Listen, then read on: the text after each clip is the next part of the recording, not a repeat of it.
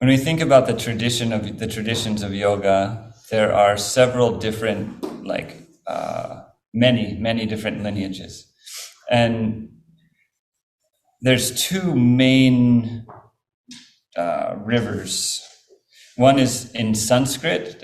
We can just talk about in terms of language, Sanskrit language, and one is Tamil, which is a totally different language group. But there's in the south of India, there's Dravidian languages. In the north of India, there's Sanskritic languages, and they're language families. And English and Spanish and German and all of them come from the same family as the Sanskrit language family. And Tamil, which is spoken in South India, comes from a totally different family. It is not the same as Sanskrit at all. So even in India, there's that kind of diversity, or the languages. There's 18 official languages, and there are these two major language families that are completely different from each other. And the yoga traditions and the texts of yoga move through those, are told through those families. So when we talk about the Rig Veda, it's the root text of the Sanskritic yoga tradition. So the line of yoga that flows through time that is in Sanskrit, the teachings that are in Sanskrit, they kind of start with the Rig Veda Samhita. And the Rig Veda Samhita is there's 4 Vedas, and each Veda has 4 parts. And the Samhita is the main part. It's like the core of the text. It's the main hymns. And then the other parts are different that we're not going to get into right now. And they're hymns of praise and adoration and supplication to the one and to the many. And it really is like that, like to these devas, these beings of light. Deva basically means radiant one. The word deva has been translated into the word God. So we have all the many gods of the Hindu religion. Right? But the word deva means shining one. It doesn't mean God. And Hinduism, first of all, isn't even a thing. I mean, I shouldn't say that. The word Hindu was created by Western people. It was created, I think, around, maybe the first time it was used when Alexander the Great's people came across, and they said the people on the other side of the Indus River. And then I think the first Indian person to call themselves a Hindu was like 1850 or something like that. So it's not an indigenous word. And then, of course, there is a Hindu religion, and there are people who use that word for their own practice now, their own religious beliefs now. But the development of that word is a bit complicated.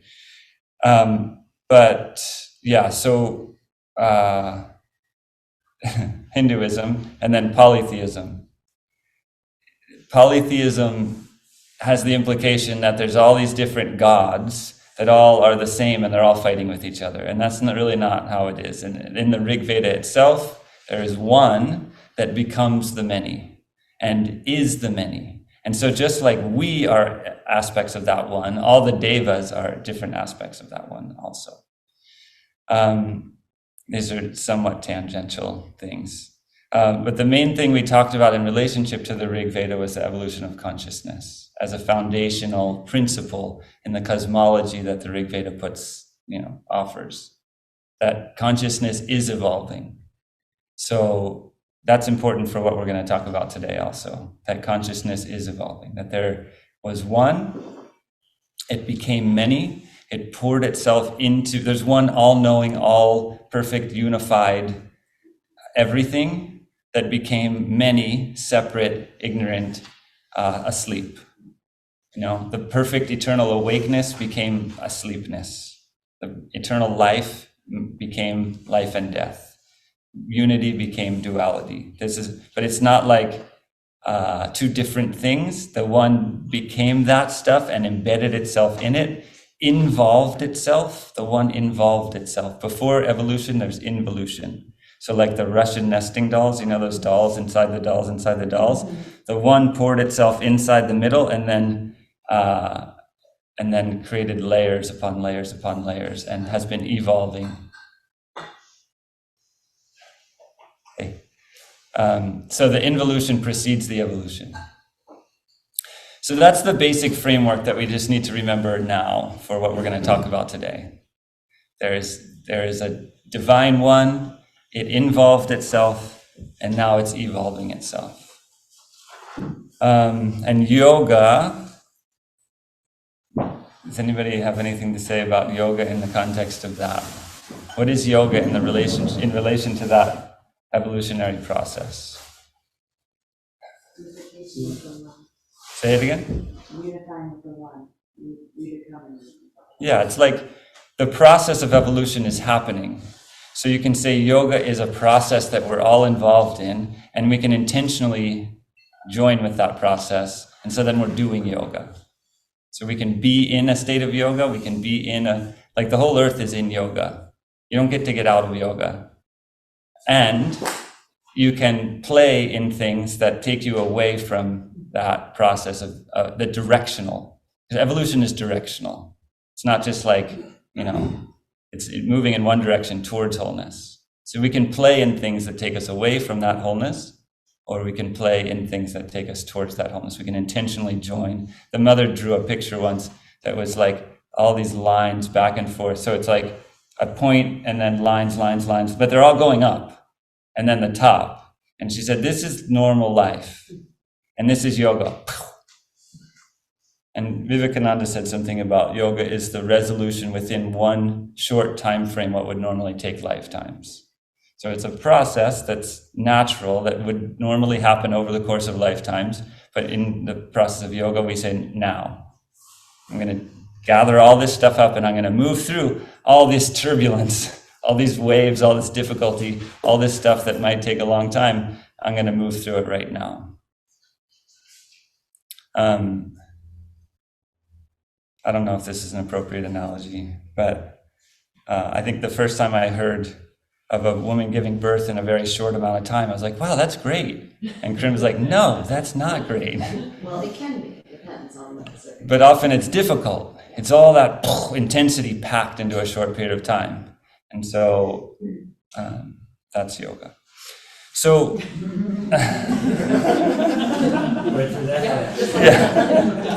done. Today we're going to talk about cosmic forces of light and darkness in the context of the Rig Veda. And we can think of these in terms, the reason it's important to have this underpinning of evolution is that we're talking about evolutionary movement and counter-evolutionary movement. Forces that support evolution and forces that inhibit evolution. And that's the milieu in which we're in. In order for evolution to happen through time, there has to be resistance. Otherwise, it's over. You think about it, like there has to be something inhibiting the evolution or it's just done. So in order for it to happen as a process in time, this inhibitory force needs to be there. And this is the force in the Rig Veda. It's characterized, it's described in terms of archetypes, beings, and it's equated with falsehood, ignorance, darkness, like that. And that's why we say, forces of light and darkness. So, but before I get into the specifics, I'm going to play this song. And I gave you the lyrics to it because this song is mostly like translations of passages from the Rig Veda. There's some of it that is lines from Sri Aurobindo's writing, a few lines from Sri Aurobindo's writing, but mostly it's translations of passages from the Rig Veda. And Usha is the dawn. So you can think, like if we're talking about light and darkness, you can imagine the dawn is the symbol of the rising light in the face of night. Dawn overcomes the night. Every day, the dawn comes back. The night is there, it's dark, we can't see, everything is obscure, we're bumping into things. We think we know where something is and we reach for it and it's not there, it's confusing, we don't know what to do. And then suddenly there's like a little bit of light and then the dawn comes. And the symbol of the dawn in the Rig Veda is used to invoke that experience of the rising of the light. And she's talked about in these ways that are in the song. And she is a she.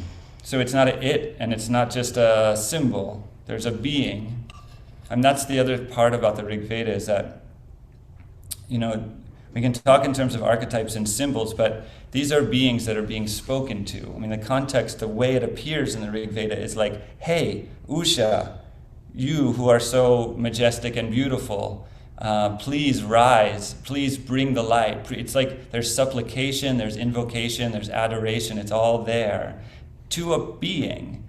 And if the being is a symbol, you lose a lot of the intimacy. A lot of the force of the hymn is lost, because then you're just singing to a symbol. That's kind of, it's not. When you're singing to a being, there's a relationship. It's reciprocal.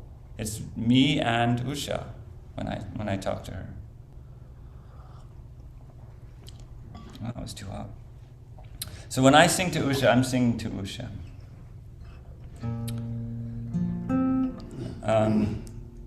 And a song gives a different feeling than a talk. So I wanted to give you just a different kind of flow. And when you're chanting or singing on the Zoom screen, you turn it to the original sound on. Did I do that, or did I you? did. You did that, okay. I'm just, for when you chant and sing to your friends, students, family. And you can feel free to sing along if you can catch what's happening. If you've got the lyrics there.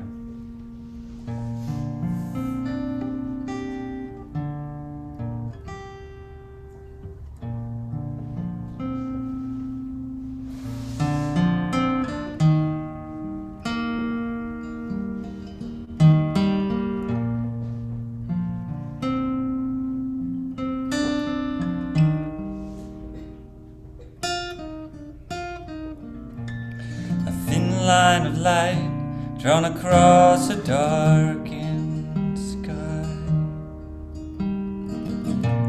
She speaks in color, kisses our eyes.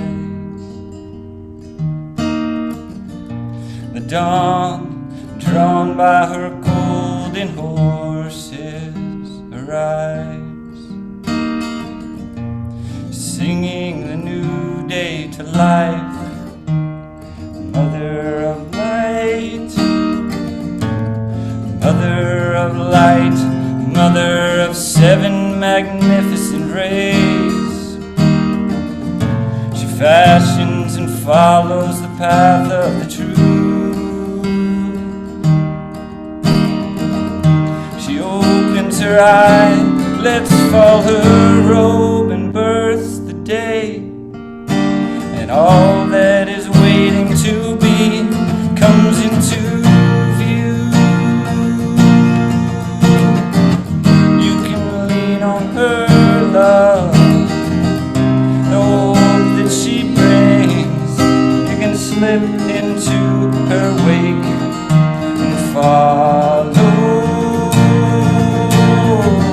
You can lean on her love, ride her golden wings into tomorrow.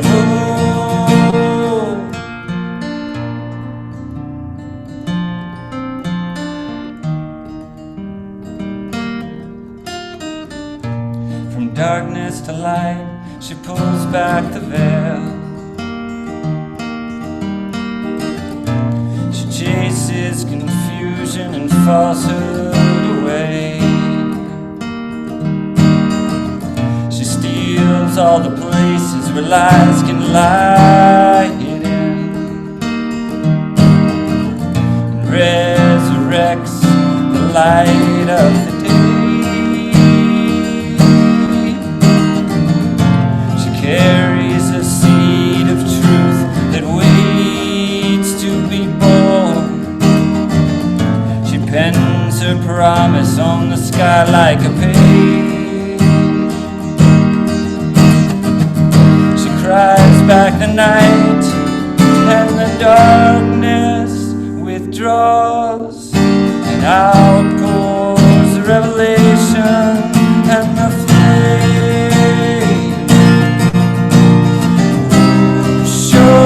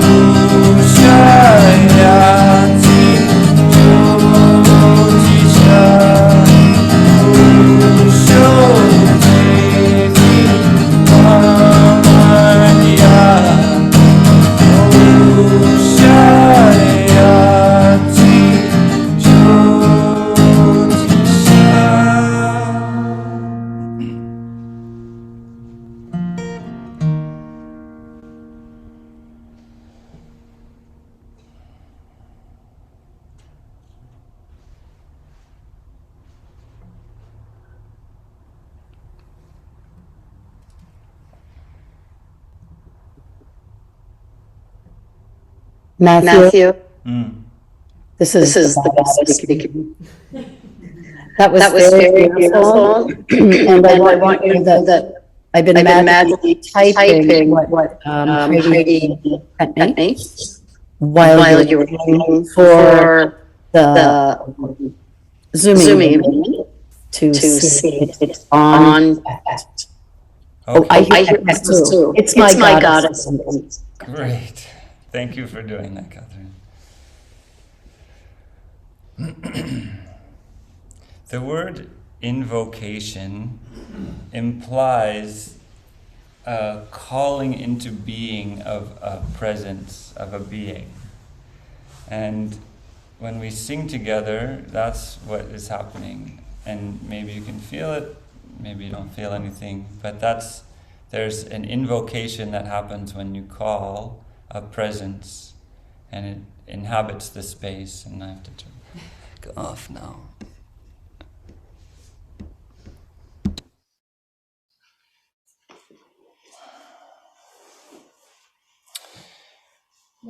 Yeah. Sorry to interrupt. I felt very emotional and moved by the chanting part, but I can't understand what it says, but it touched something in me, so I'm wondering if you might translate that. Yeah. So those are mantras that come from the Rig Veda. Usha. So we're just not going to get too deep into Sanskrit right now, but because of grammatical things, sometimes the vowels get changed. So Usho is just Usha. Devi is the feminine form of Deva, so radiant one. So like radiant Usha, divine Usha. I think the word divine probably is related to Devi, some Deva. Amartya is immortal. So Amrita is immortal. Amartya, Usho Devi Amartya, immortal Usha. What is it? That's all, right? And then Usha Yati. Yati is like the way, the path. So a yatra is like a going, like a pilgrimage. So Yati is like the path, and Jyotisha is light. So Jyotish is, so it's like she creates the path of light. She travels the path of light. You think of the dawn, kind of drawing the path that the sun, follows. And these are like very Rig Veda things, like the path of light, and the light being compared to immortality, being connected to immortality, and the light being connected to knowledge and awakening and being able to see. Really, so if there's one and the one becomes many, if there's unity and the unity becomes duality, then it's a matter of seeing. It's a matter of obscuration, because the one didn't go away. It didn't disappear. We just can't see it. So light in the sense of the Rig Veda is about that. It's about darkness means we can't see, and light means we can see. And all of the Usha is one of the devas that is sung to, and there's also Surya, who is the sun, and Savitri, who's an aspect of Surya, an aspect of the creative aspect of the sun. Mitra and Varuna are also aspects of the sun. Mitra is like love and harmony, so like the warmth that comes from the sun. And Varuna is the purifying aspect of the sun. So we know that the sun purifies on a physical level.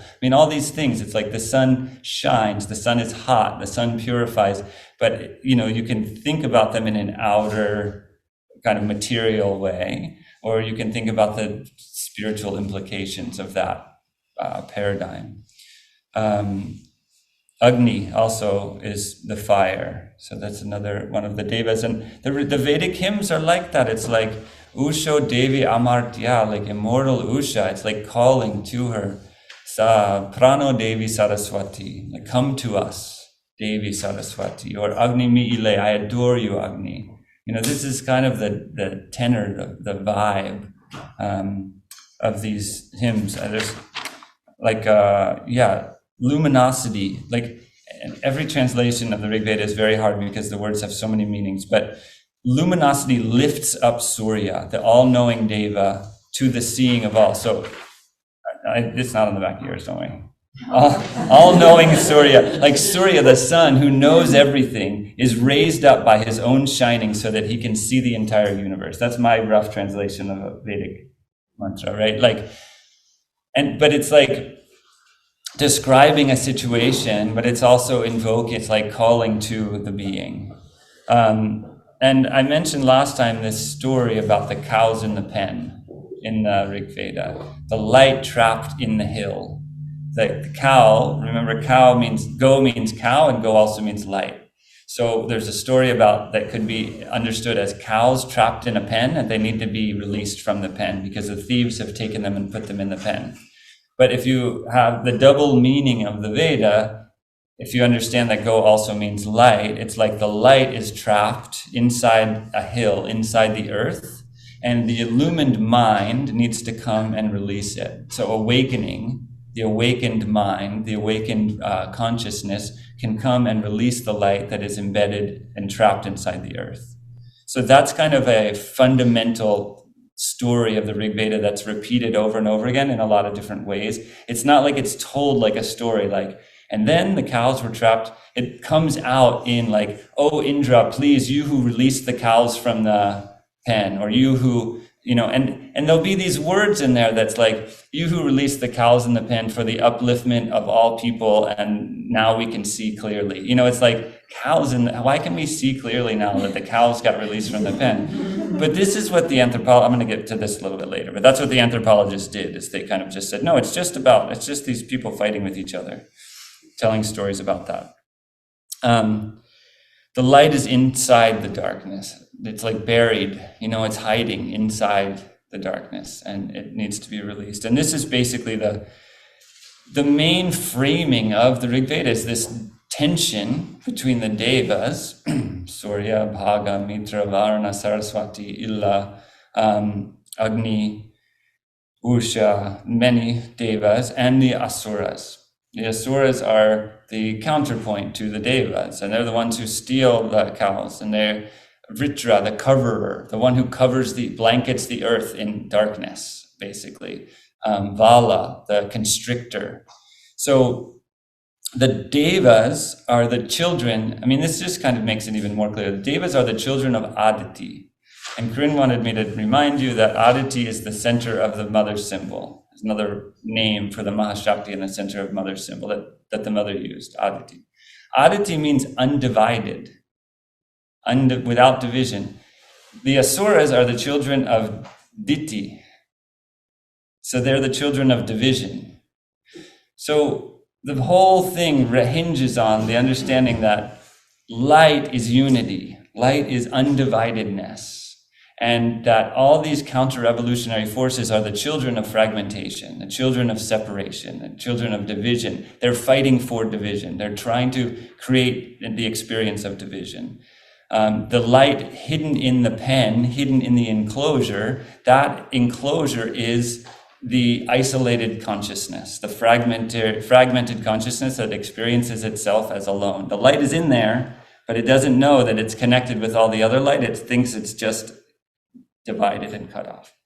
And the singers of the rigs, the people who are singing the hymns of the Rig Veda, are calling to the divine, which is the divine out there, the divine in here, the divine everywhere, and saying, lift us up, let us see, help us realize who we are and what's really going on here. And so we can think of yoga even as that, like it's asking and seeking the answer to the question, who am I and what the heck is going on here? And that starts with the Rig Veda, right? Please, this is so confusing. The cows are in the pen, it's so confusing. I can't see anything. I don't know who I am. I don't know who that is. I feel all these weird feelings. Help. It's like that, in a fundamental way. It's just like help. And the tension between clarity and obscurity, between light and darkness, evolutionary forces and counter-evolutionary forces, wholeness and division, truth and falsehood, these are the primary tensions, and they're all basically the same thing. And they're all characterized, when in the Veda they talk about light, that's what they're talking about. They're talking about unity, wholeness, clarity, evolution, evolutionarily positive movement energy that nourishes evolution and realization and awakening. When they're talking about darkness, they're talking about ignorance, falsehood, separation, obscurity, all that. And there's this battle going on between these two forces all the time. And the light, the primary symbol of Usha, says that the light is always winning. It's always overcoming. It's always growing. The light, because you can say the dawn comes every day, but in the context of the dawn itself, it's like the light is always growing and expanding in that space. There's other names for the asuras and the devas. Well, the devas are mostly, they're called different things. They're called amazing, mangala, and all these things. But there's different names for the different asuras, panis, danus. As we get into the Puranas, they're called rakshasas and pichasas and things like that. And basically, just one other thing, as we get into the Puranas, so the Rig Veda, as I said, is the source text, and it's these hymns, and then later on, there's a development of all the myths and the stories of the yoga tradition. So that's where we get like Shiva and Durga and these kind of, Krishna's a little bit different, but Vishnu and Narasimha, these different beings it's the same. If we don't understand the foundational premise of the Rig Veda, this tension between light and darkness, then all these other stories, the Ramayana, the Mahabharata, the Puranas, all these stories that we hear can become a little bit abstract because we can lose the context in which they emerged, from which they emerged. You have a question? Yeah, I was wondering about Aditi. Why? Just anything, huh? Yeah, she's the original one. She's the mother of the forces of light. She's the creator of the universe.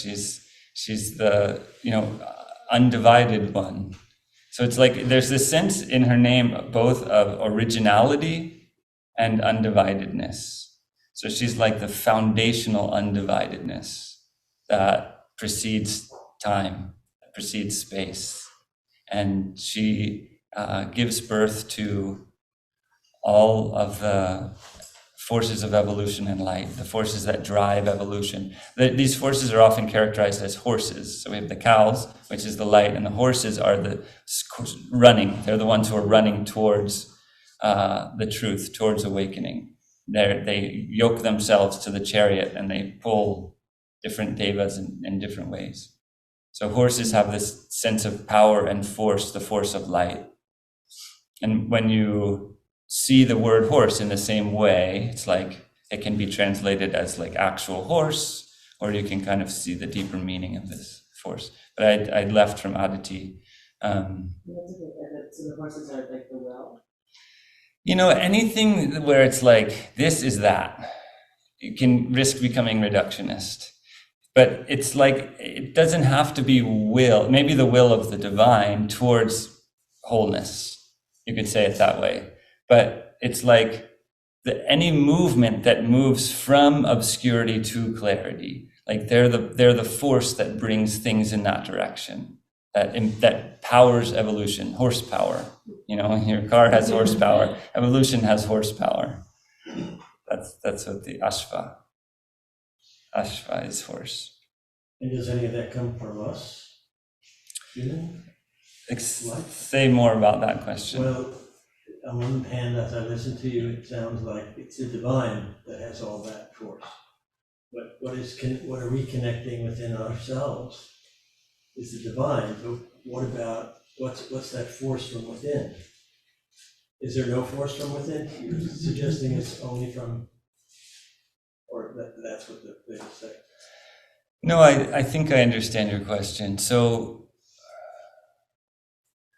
I don't see a separation. The divine is in there.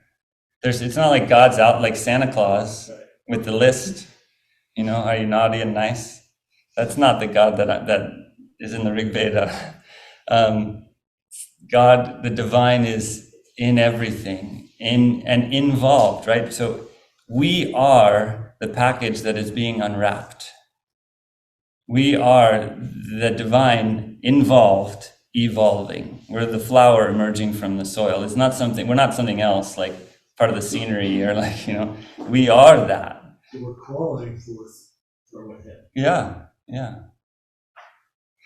In the yogic tradition, there's kind of a tension or an argument, you could say, between dualism and non-dualism, right? And there's different philosophers who will say, no, the whole universe is ultimately two things, spirit and matter. And there's other philosophers who will say, no, the whole universe is just one thing, and it just looks like two things because we're confused. And this tension and the arguments have created a rich tapestry of interesting teachings about this. Is it when I'm calling to the divine, who's calling who, really, if I am the one? And so there's amazing writings and teachings about this whole thing on every end of the spectrum, And in the Krishna Bhakti tradition, the highest attainment is to be the bhakta, to be the one, the devotee of Krishna. Not to become Krishna, to become the devotee of Krishna. And Ramakrishna, Paramahansa Ramakrishna, he would go into states of ecstasy where he lost all consciousness of duality, and he would come out and say, Kali, why did you do that to me? I want to be here so I can worship you. I love you so much. So he was in that tension between duality and non-duality, living in it, and so yeah, there's a lot to say about it, but and it's in poetry, and it's in philosophy, and it's in every way. But ultimately, there's this sense of the divine is evolving from its involution in us, and we are that. So yes, it's the divine calling to the divine, but it's the separated divine. I experience myself as separate and discrete. I don't experience myself as the whole universe. And so because I experience myself as separate and discrete, I call.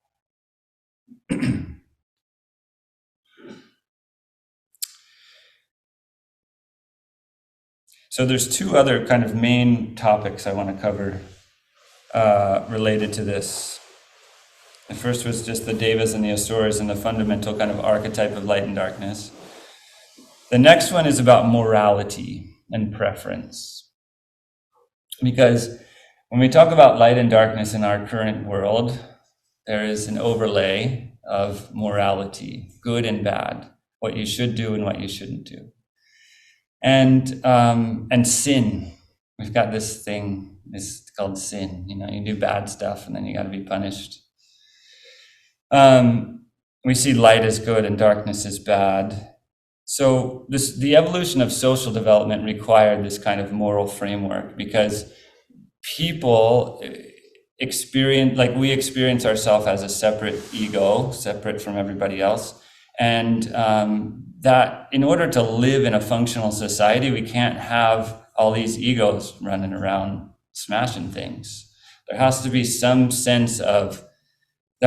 motivation to get along with other people and to not just take everything. I mean, the ego wants everything ultimately, because it doesn't experience itself as being cared for, and it doesn't experience itself as being connected. And so there's a tendency to grab and hoard. And so the check of morality is evolutionarily necessary in order to create societies, in order for people to live together and function together. But it's not the ultimate reality, morality. It's not the ultimate spiritual truth. There is a spiritual truth that transcends morality, and the yoga tradition is clear about this in a million different ways. That there's a divine order and a divine process and path and evolution there's a divine force that moves through time to support evolution that does not always play by the rules. And so light, yes, and on one level, it means morally good things. But on the other, ultimately, it's just whatever serves evolution, and evolution towards wholeness. So you can't separate my evolution from your evolution from the Earth's evolution. And it's not like a competition. It's not like a fight. If you evolve, then I don't. And if they evolve, then we don't, and all that. That's not actually real. On the deepest level, we're all evolving together. And the force of light supports that evolution in all ways, entirely 100%. And then there's preference. So we can say, you did a mean thing to me, and therefore you are dark, you are bad, you are not light. And we have this tendency in human society to say, I'm the victim and you're the perpetrator. And somebody's going to save me from this perpetrator. And when you overlay this idea about light and darkness onto that, things can get very complicated and messy. And it really isn't about that. It really isn't about, a framework to see any kind of individual drama. It really is about the movement, again, the evolutionary movement towards wholeness, writ large, the whole earth, every being, every plant, every stone, everything in the cosmos, realizing that it never actually was separate, that it is and always has been and always will be part of one body. All physical matter is one body. All emotional reality is one vibrating field. All mind is one. There's one mind in the cosmos. There's one spiritual heart that out of which everything emerges and that holds everything in it. And the wisdom of that level of seeing is what we're moving towards. It's what, the implication is of our growth and our path of yoga. So instead of describing something or someone as moral or immoral, it's more, are they effectively moving toward with the light? The challenging thing is judgment and discernment. Yeah. Because as soon as we start saying this and that, we have a tendency to be like, I know, or, like to put a value judgment on it, on a human level. And that's not really part of it. That's not, but discernment is a quality that is not of the mind. Discernment is the capacity to sense light and sense darkness, to sense a force. And I just want to say, it's tempting to say, this is all a nice little spiritual story that has very little implication for your everyday life. And I'd say tempting because we live in a world that does not validate the invisible or the subjective, that does not say, yes, there are evolutionary and counter-evolutionary forces in you and around you and in the space around you and in people operating with intention all the time. There are forces that move through your life, move through your mind, affect your thoughts, affect collectives of people, that push things in a certain way. That's kind of a far out idea, but I'm quite confident that that's the message that the Rig Veda was giving, and that the other subsequent teachings of yoga were giving, is that we live in a multidimensional universe that is not just material, that is not just, the dogma of fundamentalist materialism is relatively new in the human cycle of things, but it's really pervasive right now. And it overrides everything. It calls itself science and it overrides everything. But it's not really consistent with yoga in a general way. And so these forces, evolutionary forces, counter-evolutionary forces, forces of light, forces of darkness, we embody with them. We take birth. Karmically, we have been in this mess for a while, rubbing up against each other.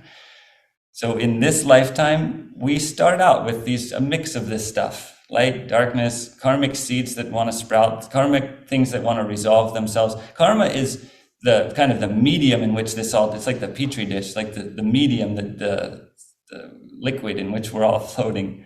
It's the medium that creates the germination of evolution. I don't know if that's kind of grasping here, but it's like karma is always positive. It's always nurturing growth. It's always nurturing evolution. So it's always bringing us forward. It's not about punishment. And we are incarnate with past stuff that is seeking resolution. And we create new stuff in this life that's seeking resolution. And so we have these kind of, could say, energies or clouds, or, I don't want to get too material about it because then our minds create a picture. But we got this baggage that we come into this life with, and it's mixed. It's mixed. Some of it is aspirational, and some of it is depressive. And you think about counter-evolutionary forces in a practical sense. So fear would be counter-evolutionary. Depression would be counter-evolutionary. Despair would be counter-evolutionary. Hatred, the desire to harm another being. These are all counter-evolutionary forces. They go against the realization of wholeness, that we are eternally whole. And light-filled would be peace, the sense of harmony, the aspiration to connect, love, the draw towards harmony and unification. So we have a mix of all this stuff in us when we incarnate. And then we start interacting with people and we create new karmic patterns and we heal old karmic patterns and in us. And so that, you can think about that on an individual level. And then what are the implications when you get 10, 20, 6 billion people together who've all got that stuff going on? And then you've got the evolution of the earth and the cosmic force. So there's forces in me that I'm dealing with. There's forces in America that America is dealing with. There's forces in India that India is dealing with. There's forces in the Catholic Church that these forces deal with collectives similarly to the way they do with people, individual people, but in different, on a different scale. And there's forces that are affecting the earth. And it's a totally different way of looking at the world and looking at life than the typical psychological analysis of what's going on with me and what's going on with that person, what's going on in this situation. The mind has a way of kind of flattening everything. But the multidimensionality of the universe means that everything that we see is an outpicturing of the process of healing, the process of moving towards wholeness, everything that we see, all the actions and reactions. And that doesn't mean that it's all evolutionary. There's resistance, there's release, there's things that, behaviors that come from these forces that we don't need to agree with, we don't need to support, we don't need to say, yes, that was a good thing that you just did, but we can see it in a larger framework as the evolution, the awakening of humanity and the awakening of the earth. And then our individual lives also shift from being an imposition or something that was done to us to a outpicturing of our personal growth.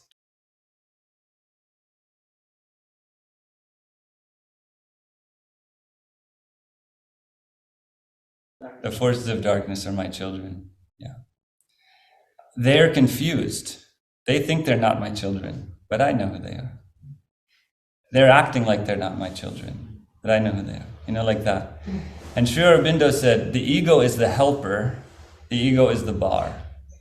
So the ego is the helper, the ego is the bar, meaning the limiter. The ego creates a container for us to have this. So we have matter. Matter was the first thing that evolved in the universe. Life evolved out of matter, this involution, the first kind of emergence of evolution on a kind of big scale was life emerging out of matter. Mind emerged out of life. Mind is like rationality, intelligence, this sort of thing, emerged out of life. It kind of needed that. Like life needed the container of matter.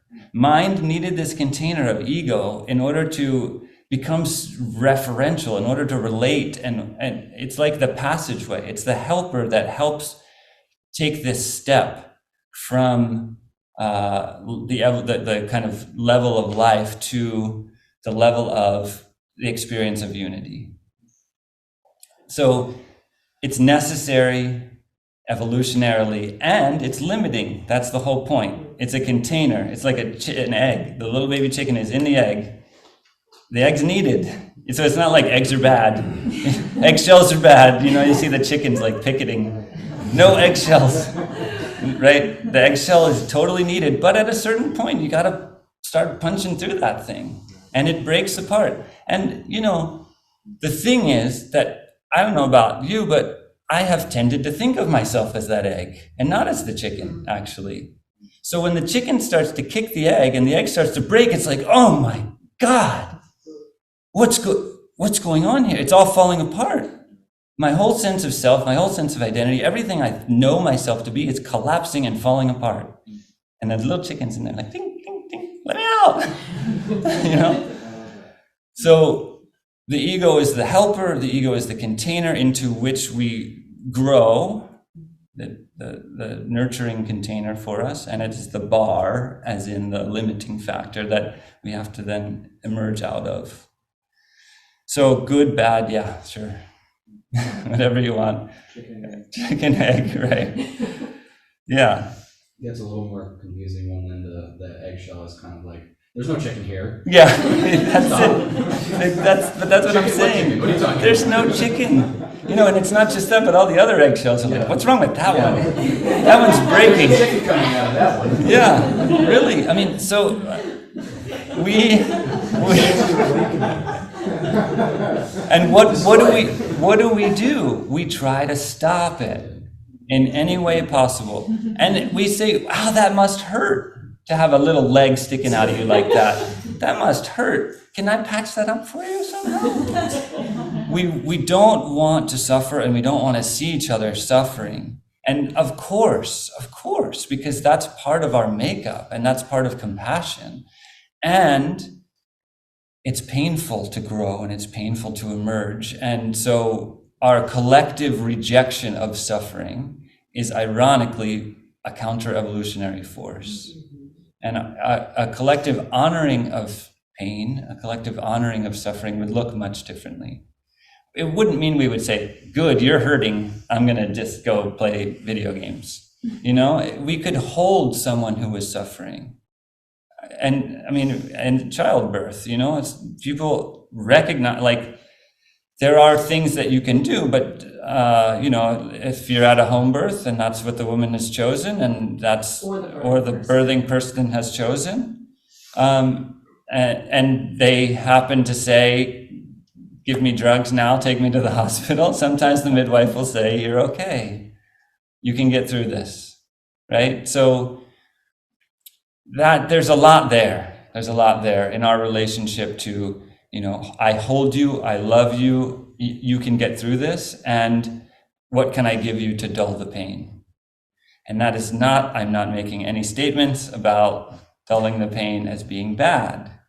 It's just something that we have a little bit of an imbalance in our collective about. It's not like it's never the right thing to do. It's just that there's an imbalance there. And that kind of, all this ties into that morality thing, right? Morality and preference. Okay, one more layer here. So we're talking about the kind of the mythological layer of the Devas and the Asuras in the Rig Veda. We're talking about the layer of morality and preference on the individual and collective level. And I want to talk a little bit about light and darkness as a cosmic force on the earth and white supremacy. Because one of the things that happened is not only were there anthropologists, Western anthropologists, that came into India and started reading the Rig Veda and were like, oh, they're talking about light and darkness. They're talking about Aryans and Dravidians. They're talking about white people and dark people.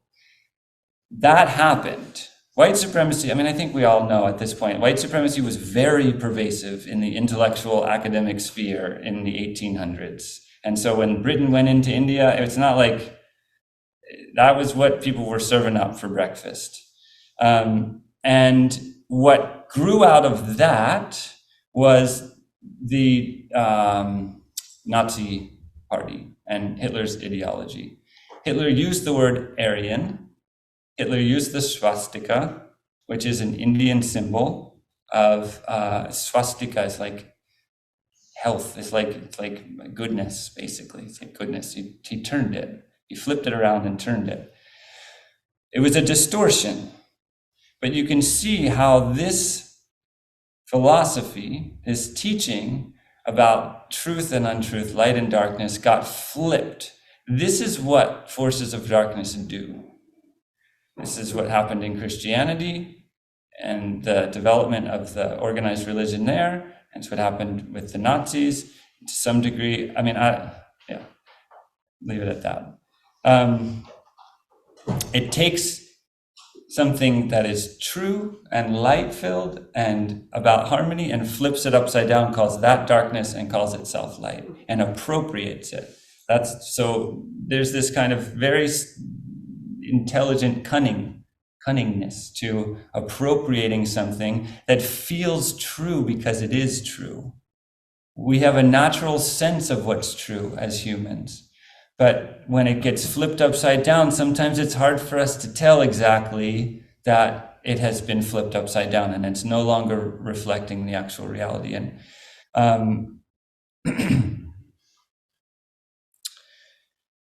yeah, in India, there's a anthropological theory that has been popular, and I don't know to what degree it is still popular, called the Aryan invasion theory, that says that Indians couldn't possibly have come up with all this amazing philosophy themselves. It must have come from the West. And so white-skinned people from the Caucasus region, Caucasians, came up with all this stuff and brought it into India, and then converted all the Indians into this belief. And that's why Hitler believed that those people were German, that the people who wrote the Rig Veda were German, that they were from the same people, right? That's why he called them the Aryan race, because he was referring directly to the Rig Veda. The people, the heroes of the Rig Veda, if you could say, the people, they call themselves Aryans, which means light, which means like beings of light. But he took that, he translated it differently and said, and this was again consistent with anthropological theories of the time, which said, the Vedas and Sanskrit language were imported into India from north and west of India.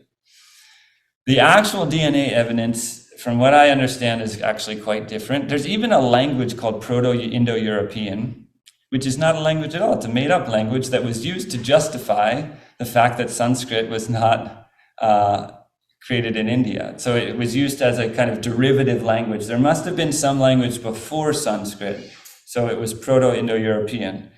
But and then that spread into India, and it spread into all these different places in different ways. But the DNA evidence actually looks like people came from India west rather than from west into India. There's a lot of mystery, I mean, as far as I'm concerned, still about what really happened with the where the Vedas were incubated and how they spread throughout India. Because, like I said before, there is this whole Tamil language group that is not Sanskrit, that is in South India. And there's a whole parallel yoga tradition that is very similar to the Sanskritic yoga tradition. There's a whole Siddha medicine that's very similar to Ayurveda. So, like, it's all the same devas, it's all the same stuff. But how did that happen? I don't know. I don't have the answer to that question. But what seems to be true is that the Aryan invasion theory is false, and that the DNA evidence seems to be validating that reality. And maybe something that's important to pull out of or highlight what you're saying here is how easily, quickly, and every day in all of us, things get distorted. That we so easily distort something and call that which is false truth.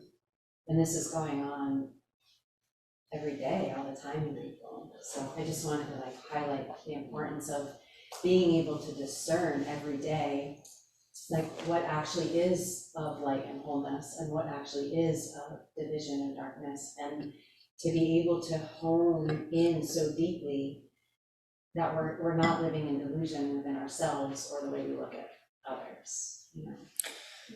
You know what's challenging is that the mind wants to be the governor of all that. It wants to be the decider.